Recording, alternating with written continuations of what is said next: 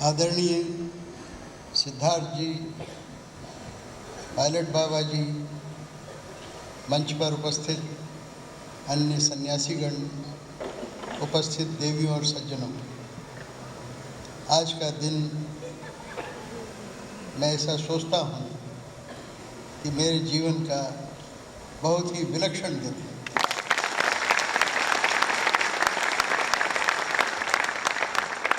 आज यहाँ आकर सिद्धार्थ जी की कृपा से और हमारे मित्र दिनेश जी और अग्रवाल जी दोनों ने मुझे संबोधित करा।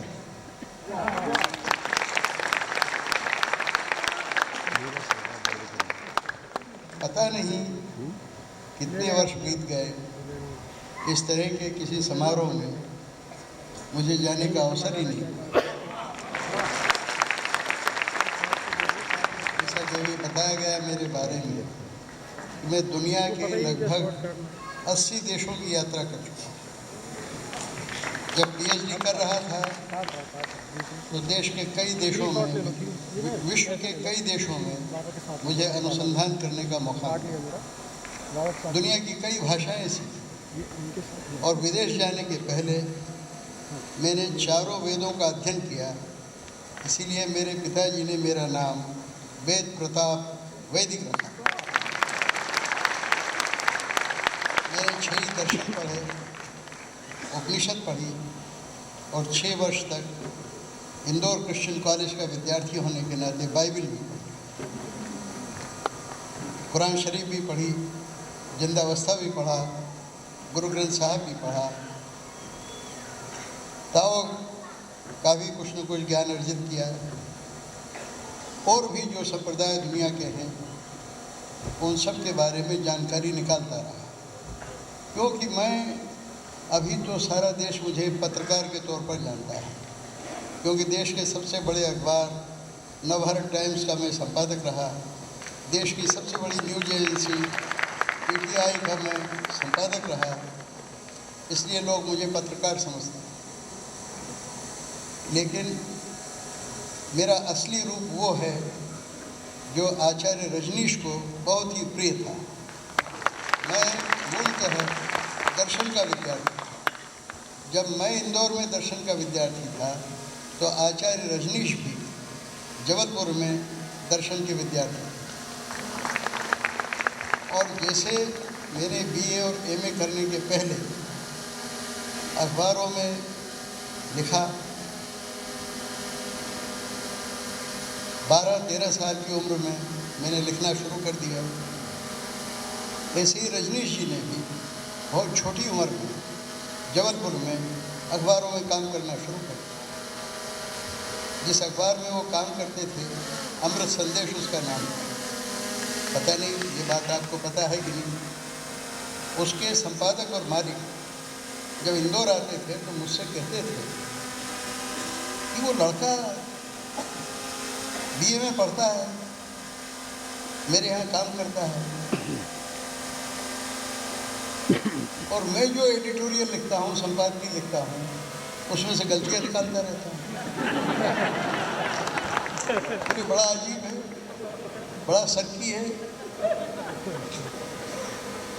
और बोले तुम भी वही काम करते हो यहाँ। ये राहुल बारमती जो लिखते हैं, अभय छजलानी जो लिखते हैं, ये लिख के तुमको दिखाते हैं, लेकिन तुम झगड़ा नहीं करते। उसको मैं बोलता हूँ कि तुम क्या कर रहे हो, तो मुझसे झगड़ा करने लगता है, कहता है बहस करने लगता है। बहस को झगड़ा कहता है। मालिक थे, प्रधान संपादक थे, बहस को झगड़ा नहीं कहेंगे तो क्या कहेंगे, तो झगड़ा करने लगता। तब तक मुझे पता नहीं था कि कौन रजनीश हैं, क्या करते हैं, कुछ नहीं। फिर हमारे यहाँ इंदौर में एक जैन चैत्य है, वहाँ हर साल 8 व्याख्यान हुआ करते थे। तो मैं बीए का विद्यार्थी था, लेकिन इंदौर की दर्शन परिषद का अध्यक्ष भी था। मेरा भाषण भी होता था। आचार्य रजनीश जी और भी देश के कई मूल विचारकों को वहाँ बुलाया जाता था। जब पहली बार मैंने आचार्य रजनीश को सुना, शायद नई नई उनकी नौकरी लगी थी, नए नए लेक्चरर बने थे, मुझे लगा कि ये तो कमाल का आदमी। हमारे जो प्रोफेसर जिन्होंने मुझे पढ़ाया वो भी बड़े विद्वान हैं, एक उनमें से अभी जीवित है, प्रोफेसर बेंजामिन खान। जब भी इंदौर जाता हूँ उनकी चरण स्पर्श करता हूँ। मैं शायद 98 साल के हो गए, लेकिन आचार्य रजनीश को सुन के मुझे लगता था कि अद्भुत व्यक्ति है, कमाल के आदमी, कितना इन्होंने ज्ञान इकट्ठा कर रखा है। मैं भी बहुत पढ़ता था, अपनी यूनिवर्सिटी में टॉप करता था हमेशा। मैंने भारतीय दर्शन सारे 6 दर्शन पढ़े, 11 उपनिषद पढ़ी, 4 वेद पढ़े, गीता पढ़ी, संस्कृत में सारे भारत में सर्वप्रथम रहा। लेकिन मुझे लगता था कि आचार्य रजनीश के सामने मैं कुछ भी नहीं। तो वो ऐसी बुनियादी बात कहते थे कि मुझे लगता था कि कमाल है, जबलपुर के लोग कितने प्रतिभाशाली होते हैं, ऐसा मैं सोचा था। और देखिए मेरा सौभाग्य कि जब आचार्य रजनीश की पुस्तक पर देश में बहुत गहमा गहमी चली, उठापटक चली, वही 60 का दशक था, वो 65 या 66 की बात होगी या 67 की बात होगी, तब मैंने पुस्तक मंगाई और पढ़ी।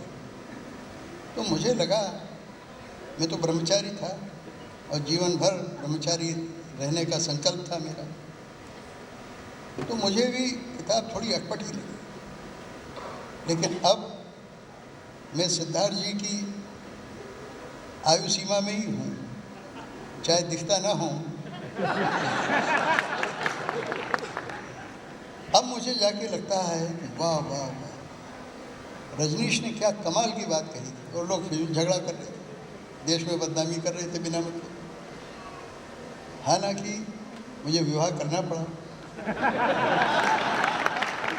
लेकिन 50 साल वैवाहिक जीवन के हमने बिताए, 20 साल तो गृहस्थ की तरह रहे और आखिरी 30 साल पूर्ण ब्रह्मचर्य का पालन किया।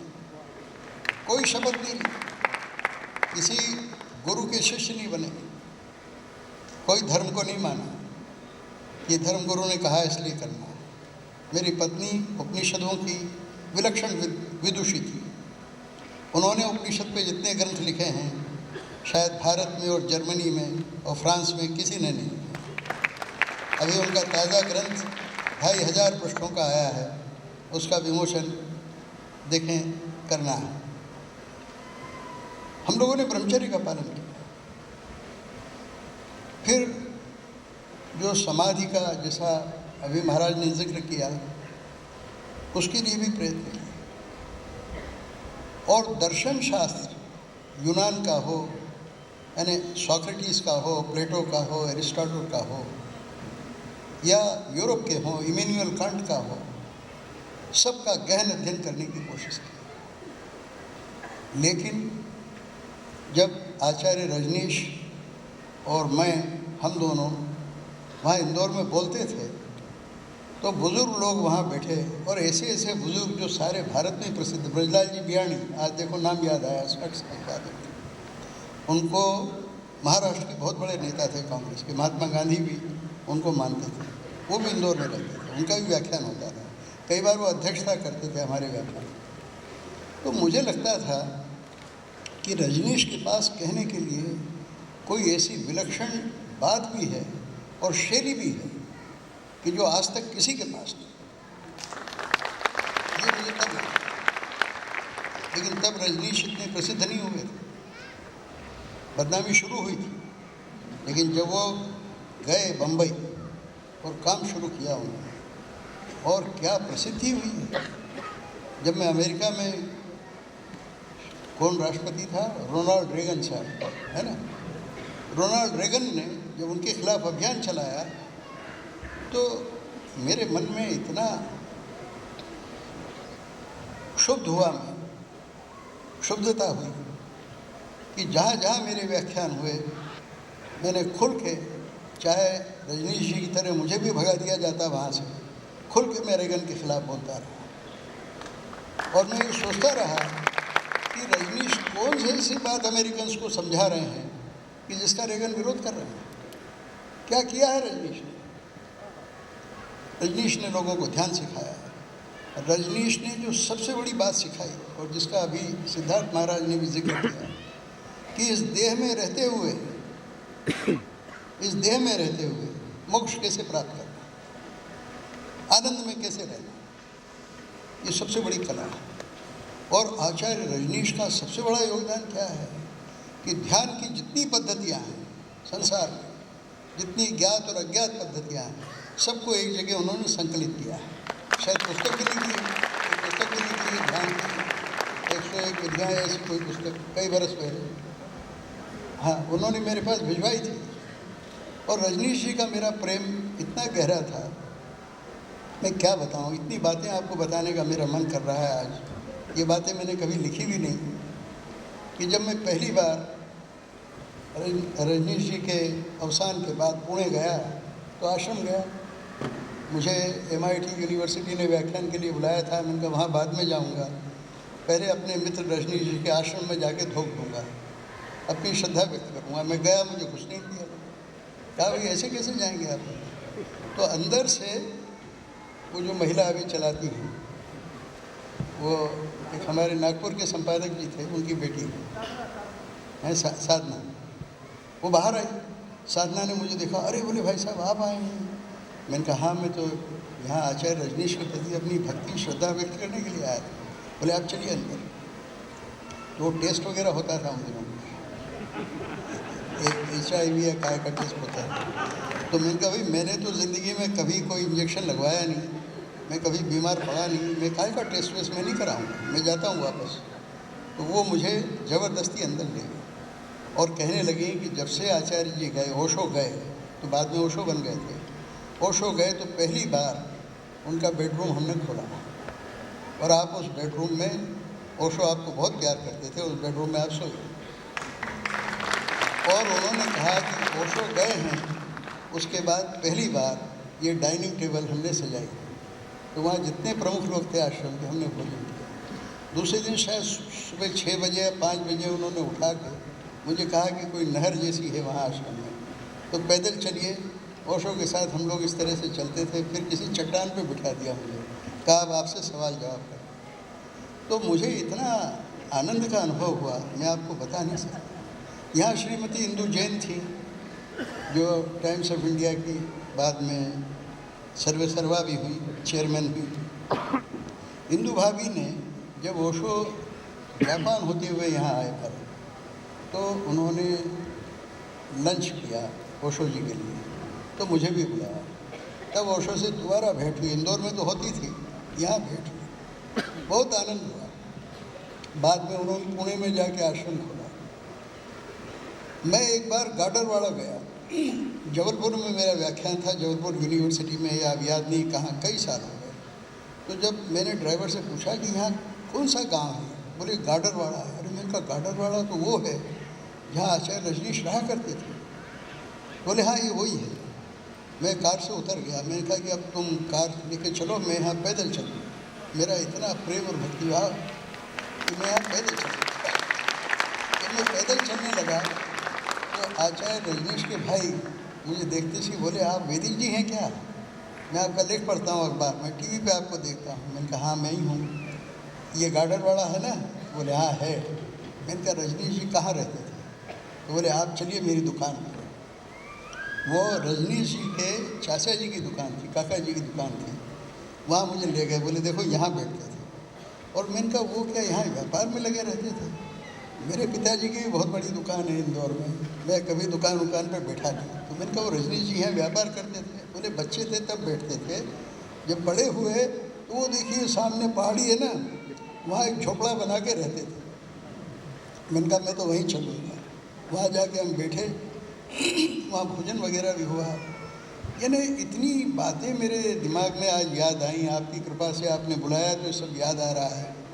फिर मैं एक दो बात कह के और फिर अंत में मुख्य बात कहूँगा कि आचार्य रजनीश की मुझे इतनी ज़बरदस्त खूबियाँ लगती थी कि मैं उनका बयान करूँ तो यही कह सकता हूँ कि 19वीं सदी के पहले तो देश में कई महापुरुष हुए, जैसे कि आपने नाम गिनाया, महावीर, बुद्ध, शंकराचार्य, विवेकानंद को भी गिन सकते हैं उसमें, हालांकि विवेकानंद उतने गहरे नहीं उतरे हुए थे, लेकिन महर्षि दयानंद को मैं गिनता हूँ, योगी अरविंद को मैं गिनता हूँ। ये लोग विद्वान थे, पढ़े लिखे लोग थे। लेकिन अरविंद की खूबी क्या थी कि इन सारे लोगों से भी ज़्यादा रजनीश जी ने, अरविंद और बाकी जितने लोगों के नाम मैंने लिए, इन सबसे ज़्यादा विश्व के सारे धर्मों का अध्ययन किया, विश्व के सारे दर्शनों का अध्ययन किया और उनका निचोड़ प्रस्तुत करने की कोशिश की। आज मुझे यहाँ आकर सबसे ज़्यादा आनंद क्यों अनुभव हो रहा है कि जो बात रजनीश जी ने कही उसको और भी सरल ढंग से सिद्धार्थ जी ने,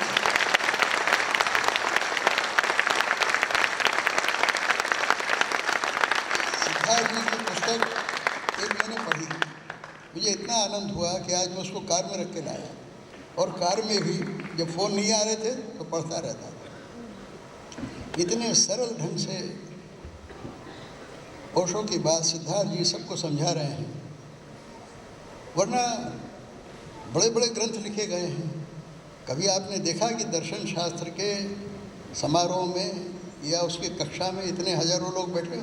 कभी नहीं। तो क्यों होता है? क्योंकि अकबर इलाहाबादी ने एक शेर कहा है कि तुझे सब शायरों में अकबर क्यों न मुंतखब समझें। मुंतखब का मतलब होता है चुना हुआ, इंतखाब किया हुआ। तुझे सब शायरों में अकबर क्यों न मुंतखब समझें, बयां ऐसा कि दिल माने और ज़ुबां ऐसी कि सब समझें। सिद्धार्थ जी जो बोलते हैं, इनका बोलना तो पहली बार सुना, इनका ग्रंथ मैंने कल परसों पढ़ा। ये इतने बढ़िया ढंग से आचार्य रजनीश को पेश करते हैं कि सबके समझ में आता है और दिल में उतर जाता है। आचार्य जी मुझ पर इतने प्रेम बरसाते थे कि एक बार उन्होंने अपने एक, हमारे इंदौर की हैं, वसंत नाम है उनका, शायद वसंत, वाइस चांसलर बनाया था उन्होंने। तो वो मेरे पास आए, कहने लगे अभी ओशो जी, तब ओशो नाम हो गया था, बोले ओशो जी ने एक किताब उनकी आई है शिक्षा में क्रांति। तो मैंने कहा आप क्या समझते हैं, आप दोगे तभी पढ़ूंगा? मैं ओशो की किताबें सब बाज़ार से खरीद लेता हूँ, मुझे मिल जाती है, मैंने पढ़ ली। तो बोले ओशो कह रहे हैं कि वैदिक जी आप नवभारत टाइम्स में उसकी समीक्षा लिखें। मैंने कहा मैं नहीं लिखूँ। बोले क्यों नहीं लिखेंगे? मैंने कहा उसमें ओशो ने बड़े कॉन्ट्रडिक्टरी बातें कही। एक दिन एक बात कहते हैं, दूसरे दिन दूसरी बात कहते हैं, अपनी बात का विरोध करते हैं, अपनी बात का मजाक उड़ाते हैं। तो मैंने कहा ये मैं लिखूंगा तो मेरे मित्र हैं, मुझ पर उनकी बड़ी कृपा है, वो नाराज़ हो जाएंगे, मैं उनको नाराज़ करना अफोर्ड नहीं कर सकता। I love him, I adore him. 4-5 दिन बाद वो फिर आए मेरे पास, कहने लगे ओशो बोल रहे हैं कि भाई वैदिक जी जो भी लिखेंगे मुझे स्वीकार है। मैंने कहा क्या अद्भुत बात है, इतना बड़ा विद्वान, इतना पहुंचा हुआ व्यक्ति अगर ये मादा रखता है कि कोई मेरे बारे में जो भी लिखेगा मुझे स्वीकार है। मैंने लिखा, आपको पता है उस समीक्षा का, शिक्षा में क्रांति एक पुस्तक है, उसका मैंने शीर्षक क्या दिया कि ओशो शैली के राजकुमार हैं, he is the Prince of style. जिनका उनके कहने की कला और उनके लिखने की कला इतनी सुंदर है कि जैसे अभी रात है और ओशो वहाँ बैठे हों और वो कहें वैदिक जी ये दिन है, तो मैं कहूँगा दिन है। वो कहेंगे ये दोपहर है, तो मैं कहूँगा हाँ दोपहर है। क्या गजब का तर्क करते हैं, क्या उनकी अदा है, क्या कहने की एक शैली है।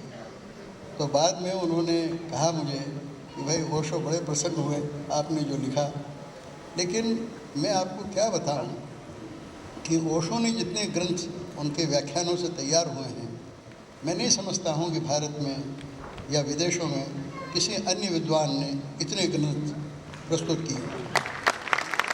लेकिन कई बार ये होता है कि जैसे मैंने आपसे कहा ना कि व्याख्यान होता है, व्याख्यान में कई बार कई बातें बोलना पड़ती हैं, लिखने में आदमी ज़रा ज़्यादा सावधान रहता है।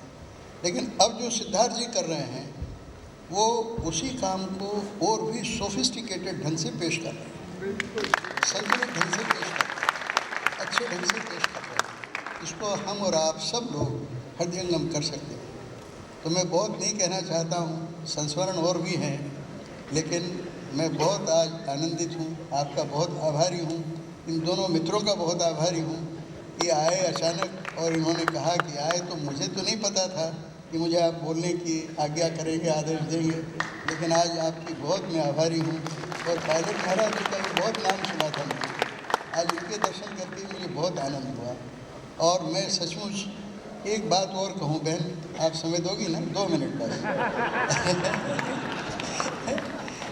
आचार्य जी से जब मेरी इंदु जैन जी के यहाँ भोजन हुआ साथ हमारा, उनसे बात हुई, अब इस बात को भी शायद 41 साल हो गए होंगे, ज़्यादा हो गए होंगे, तब मैंने उनसे एक बात कही कि देखो आप इतने फ्रैंक और फियरलेस हो कि आप महावीर को भी नहीं बख्शते, आप बुद्ध को भी नहीं बख्शते। जैसे आज आपने कहा ना बुद्ध और महावीर को वो गिनते थे, ये हमारे जैन लोगों को नहीं मालूम कि महावीर स्वामी ईश्वर के अस्तित्व को मानते ही नहीं थे। जो 3 कारण बनाए सृष्टि के, निमित्त कारण, उपादान कारण, समवाय कारण, वो निमित्त कारण को नहीं मानते। भगवान बुद्ध भी निमित्त कारण को नहीं मानते। और अब मेरा भी कुछ ऐसा इस 80 साल के आसपास आके ऐसा विचार बन रहा है कि निमित्त कारण है कि नहीं है।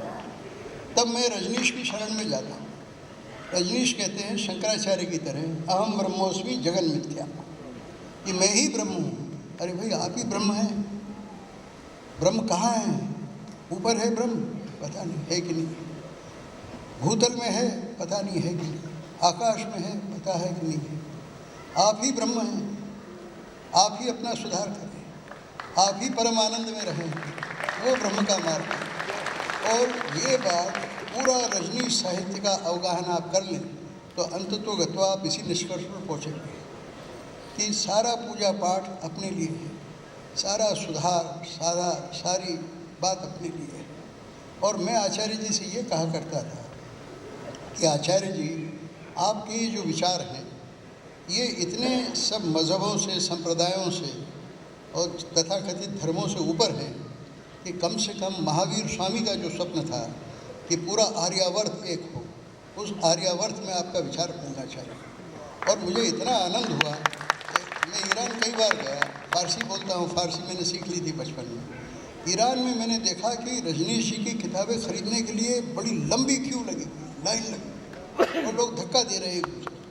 तो मैंने कहा ये हिंदी समझते नहीं हैं, अंग्रेज़ी भी समझते नहीं हैं ईरानी लोग, क्या करते हैं? फारसी में अनुवाद, फारसी में उनकी किताबों के इतने अनुवाद हुए। और ईरान जैसा राष्ट्र जो कि शिया है, कट्टर शिया राष्ट्र है, आप देख रहे हैं ना, कल के अखबारों में आपने पढ़ा होगा, वो राष्ट्र भी, उसके लोग भी, उसके आयतुल्ला लोग भी, जो आयतुल्ला खुमैनी की जो मदरसा था ना, मैं उसमें भी गया हूँ, तो वो मुझसे पूछते थे कि भाई ये रजनीश कौन है, क्या कमाल की बात कहता है।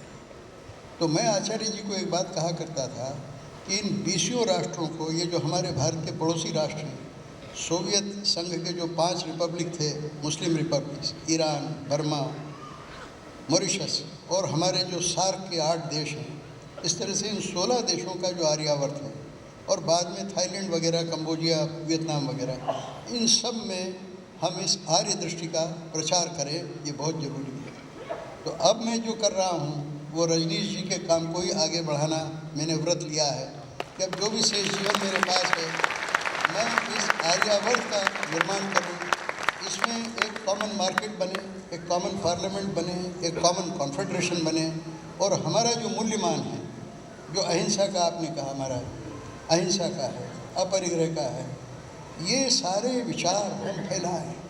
ये साम्यवाद और पूंजीवाद का सबसे बड़ा अल्टरनेटिव हो सकता है। अकेला भारत है जो एक अल्टरनेटिव सिस्टम सारी दुनिया को दे सकता है। मैं ये नहीं कह रहा हूँ कि हमको विश्वगुरु बनना है, हमको किसी का गुरु नहीं बनना है, हमको किसी को चेला नहीं बनाना है, सबको मित्र बनाना है, अपना प्रेमी बनाना है, सबसे प्रेम करना है। तो ये एक बड़ा जन दक्षेश, इसका मैंने नाम दिया है, ये संगठन में खड़ा कर रहा हूँ।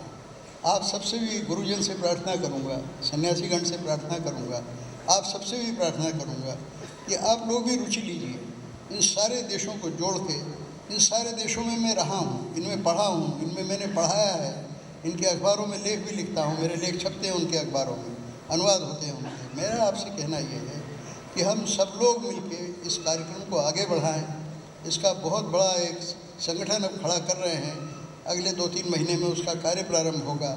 उसमें रजनीश जी के विचारों को इन सारे देशों में फैलाने का भी हम ज़बरदस्त बीड़ा उठाएंगे।